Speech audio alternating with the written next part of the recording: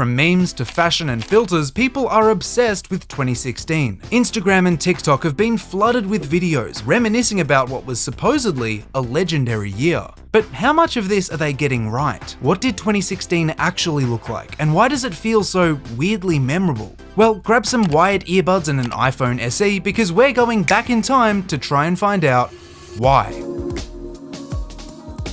Now, all of these videos have one thing in common, but it isn't necessarily the music or the outfits. No, we'll get to those soon enough. Instead, every post uses the same exact filter: Rio de Janeiro.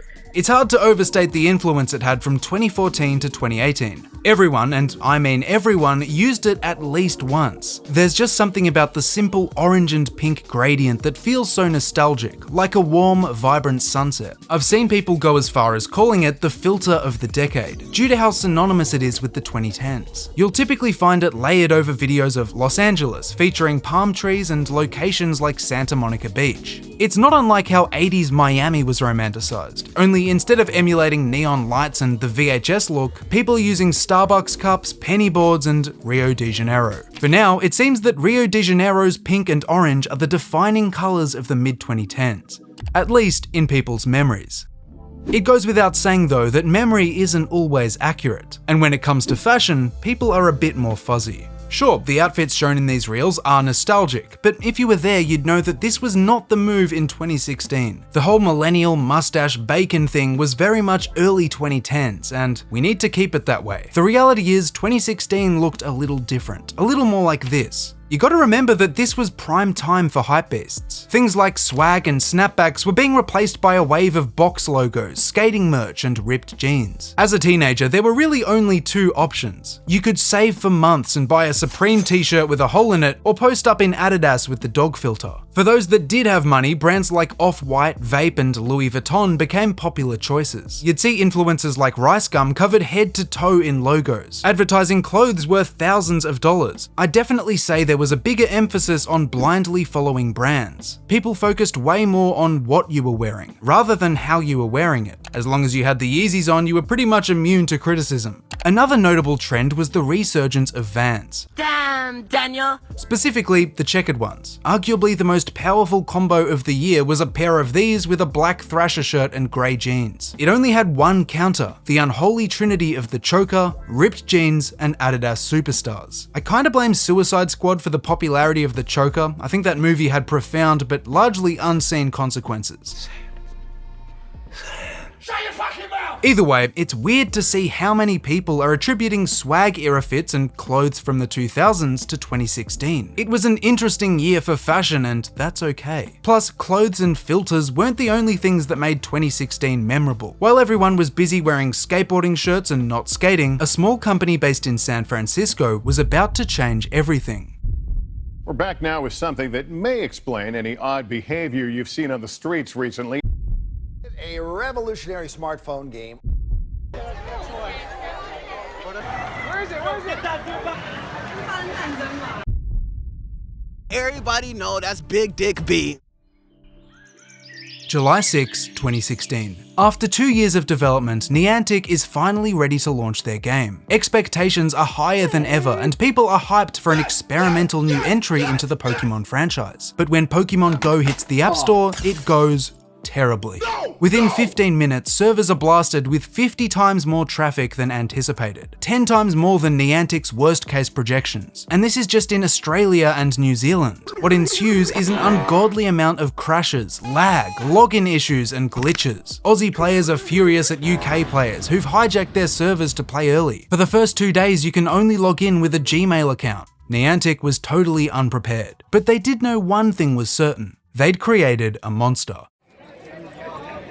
It doesn't take long for them to get things running smoothly. It also doesn't take long for everyone with a working phone to download it. Within a week, it has 10 million players. In 2 months, 212 million. You can't go outside without seeing clusters of people on their phones, desperately catching Pokemon or battling at gyms. The game has a cool feature where the Pokemon are projected onto your actual environment. You can feed them berries, find shinies, and even hatch eggs by walking around. Niantic had successfully brought some of the coolest features from the early games to mobile. And just like those titles, people quickly find ways to exploit the system. They stick their iPhones to fan blades, shake them around in Pringles cans, and fasten them to record players. The effort people were going to just to get a Weedle or a Pidgey was insane, especially when all the game was really asking you to do was go outside. Still, for the most part, that's exactly what people did. Rare spawns and gyms would draw out huge groups that took over streets and parks. Videos of this started to go viral on apps like Instagram and Vine, with creators like Logan Paul at the forefront.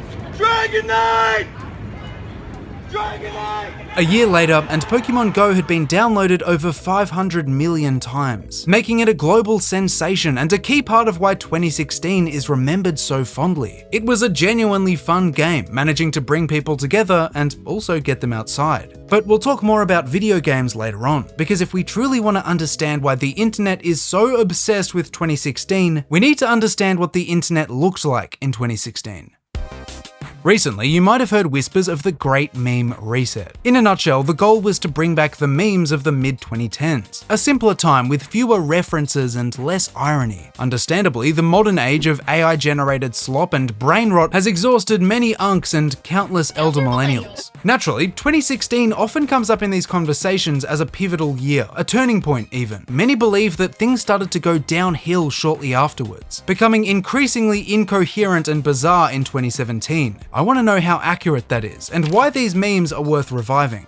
We'll answer both those questions, but first, here's a curveball. What does the internet taste like? What if you could bottle it and sip the essence of being terminally online? The sweet tang of an Instagram reel, the satisfying kick of subscribing. As luck would have it, such elixirs do exist. With flavors like anime girl thigh, incel tears, and lean, GamerSupps captured the chaos of the internet in a cup. And with code MINT, you can try it for free. You can also try it guilt-free because it's sugar-free. Clicking the link in the description won't just give you delicious caffeinated samples though. You'll also get a full 10% off every cup and flavor. It supports me, it supports creators, and best of all, it tastes amazing. Anyway, it's true that the landscape was very different 10 years ago. You didn't have Reels and YouTube Shorts shooting a relentless stream of cryptic nonsense onto your retina. To get something, the furthest you'd have to go was watching a YouTube video. Think of the memes made by Filthy Frank and iDubbbz. They're just clips taken from longer uploads. You don't need an encyclopedia of internet knowledge to laugh at them. Compare that to a modern innovation like the phrase low curcuinely, or the concept of infinite puppet being degloved in the great gloving war of 1AK. I'll let you figure out what 1 year after K means. The point is, it was a lot easier to keep up back then. Memes were around for long enough to make calendars every year, with different ones recorded for each month. We hadn't even developed surreal memes. A static image of Dat Boy was enough to get most people going. Other notable memes at the time were We Are Number One, the last wave of MLG edits, and of course, the tragic loss of Harambe.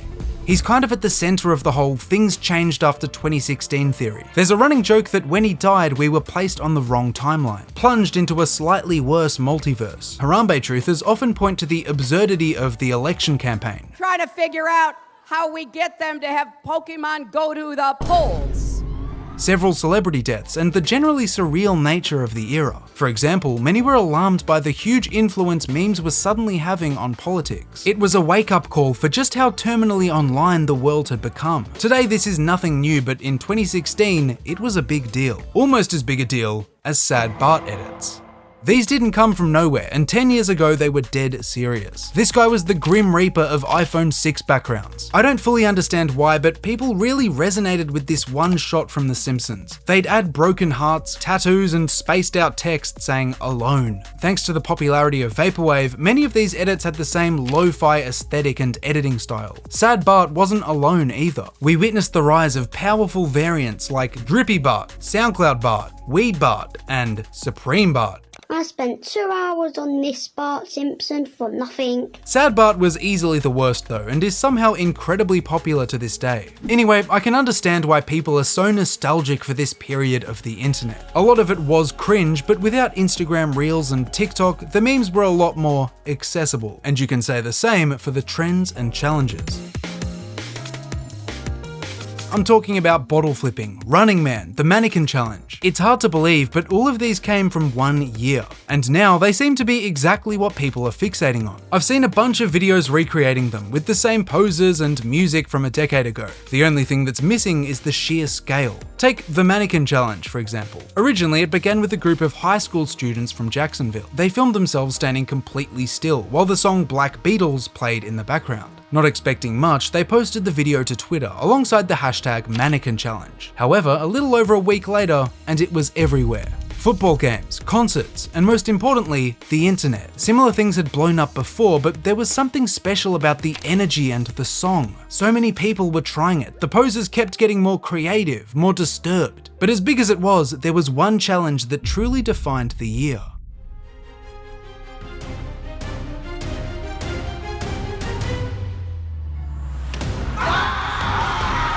In May 2016, this video went viral. It was a brief moment taken from a high school talent show, and the effect was instantaneous. Bottle flipping quickly became bigger than planking, the Harlem Shake, and every other ancient internet tradition, mostly because it was so simple. Anyone could fill up a bottle halfway and throw it at things. What took it to the next level, though, was the skill ceiling. In a world of casuals, a select few of us chose to push the boundaries. We made formulas, calculated the optimal amount of fluid, and by the time they'd caught up, us innovators were already changing up our levels.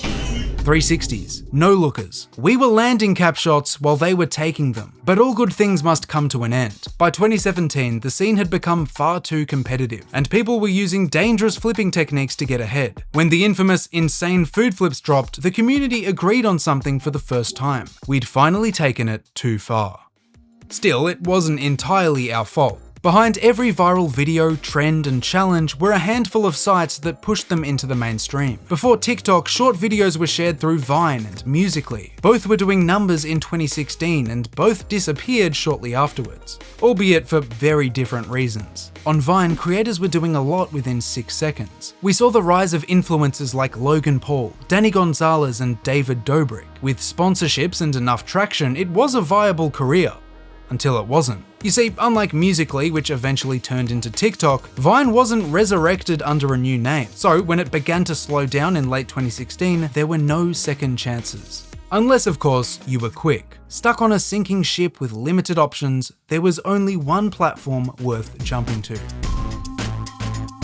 2016 was a massive year on YouTube for reasons that you may not even remember. For starters, it was the last time you could make content like this. As a whole, the platform was a lot more chaotic and edgy. Creators were making jokes that would have jeopardized their careers today. And the videos themselves were very different. You still had a bunch of lifestyle YouTubers and vloggers on the trending page, meaning personality-based content was a powerhouse. Roman Atwood, Smosh, PewDiePie. Viewers were watching for them, not the topics they were covering. You've probably noticed this shift yourself. Now, the site is dominated by longer deep dives on niche subjects. This has contributed to the decline of things like DIY videos, montages, and trick shots. Remember how peak Dude Perfect used to be? They were flipping plastic bottles and getting 500 million views. On the other end of the spectrum, 2016 saw the explosion of short DIY tutorials. There was a strange fixation on Starbucks in particular, with thousands of guides on how to replicate their drinks at home. Unsurprisingly, the bulk of these focused on the mythical unicorn frappuccino.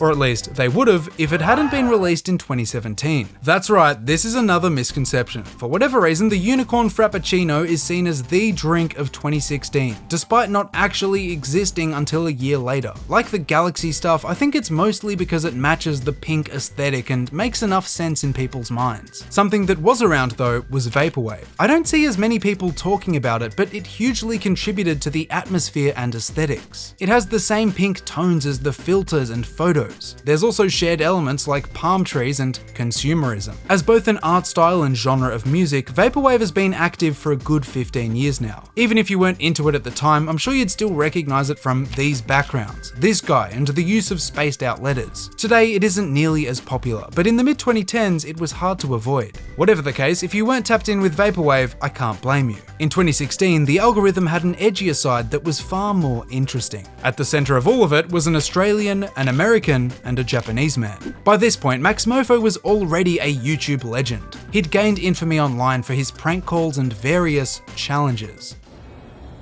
I always found it funny how he'd title these as if they were actual trends. Like, this isn't a challenge. You're the only person drinking 3 liters of full cream milk and throwing up. Despite Max's history, 2016 would ultimately become his most unhinged year. And a good part of that was thanks to iDubbbz. Ian initially took off with his Kickstarter crap series. People enjoyed his sarcastic takedowns and willingness to say and do pretty much anything. Naturally, one of those people was Max. They shared a similar sense of humor and their audiences overlapped. But a duo wouldn't be enough, and there was a hole that only one man could fill. To call Filthy Frank's content edgy would be an understatement. He was doing things, usually for free, that pushed every limit and guideline on the website. He began collaborating with Max and iDubbbz in 2015 and ended the year with over 1 million subscribers. They'd put out a number of shocking yet hugely influential videos, and this didn't change in 2016. Super Trash Bros, Deadly Twister, The Gentleman's Guide. These were getting tens of millions of views, spawning some of the biggest memes of the year.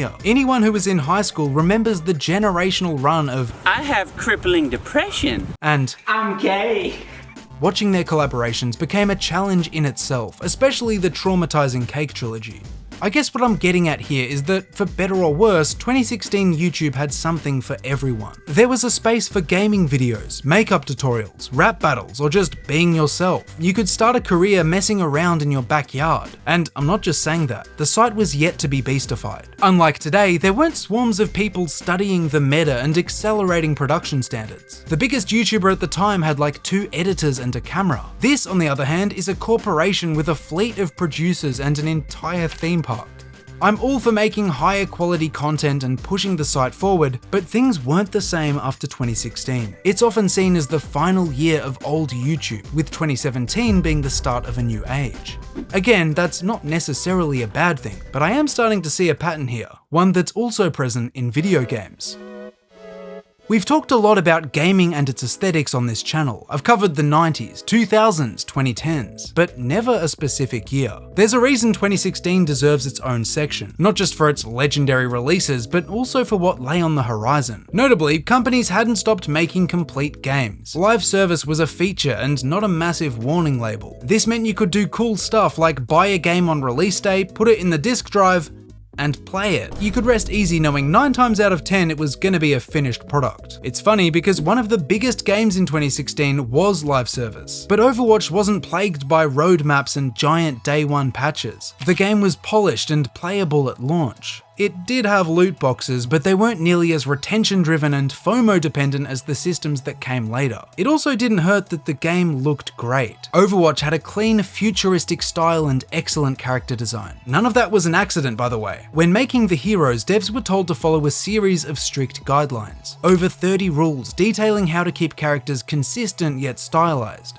To see how fans used these principles for their own artwork, search up Overwatch Rule 34. If we're talking art direction though, we have to mention Battlefield 1. Yes, this gameplay is 10 years old. In all that time, few games have managed to beat its chilling and immersive atmosphere. Seriously, there's like maybe 3, maybe 4 other titles. Battlefield had an authentic, gritty aesthetic that was in every detail. The maps, the customization. It's a perfect reminder of why graphics are always second to art direction. The newer games may look better, but rarely do they hit the same cinematic beats and visual consistency. The fact remains though that both of these games cost millions of dollars to make. And in 2016, we saw that you didn't need any of that to create striking visuals. While the AAA scene was churning out Doom, Uncharted 4, and Dark Souls 3, indie developers were making some absolute bangers, and one of them was Stardew Valley. Developed by Eric Baroni over the course of 4.5 years, it was a charming top-down sandbox. Everything was intricately detailed, giving the game this cozy, warm aesthetic. Importantly, he did all of this alone. Every sprite, building, and plant was made by a single person. Combined with titles like Superhot and Firewatch, it helped solidify 2016 as an insane year for both indie and AAA developers.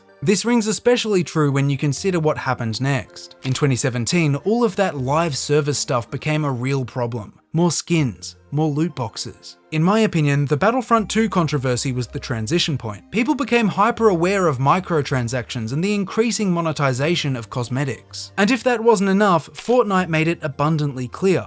We were entering a new age of gaming. We've covered memes, filters, fashion, and video games, and it turns out that 2016 didn't look like this, or even like this. Clothing was heavily branded and hypebeast culture was huge. This was boosted by the internet, which fixated on aesthetics like vaporwave. Turning to YouTube, the content was diverse and unpredictable. It's impossible to pin it down to a single creator or style of content. But there's a couple things I know for sure. First of all, 2026 is not the new 2016. Part of the reason 2016 is so memorable in the first place is because of how much the world changed immediately afterwards. Elections happened. The adpocalypse happened. It was a turning point, and it wasn't perfect either. There was drama, skinny jeans, and sad Bart edits. But through all of the chaos and controversies, I think it earned its place as one of the best years of the decade.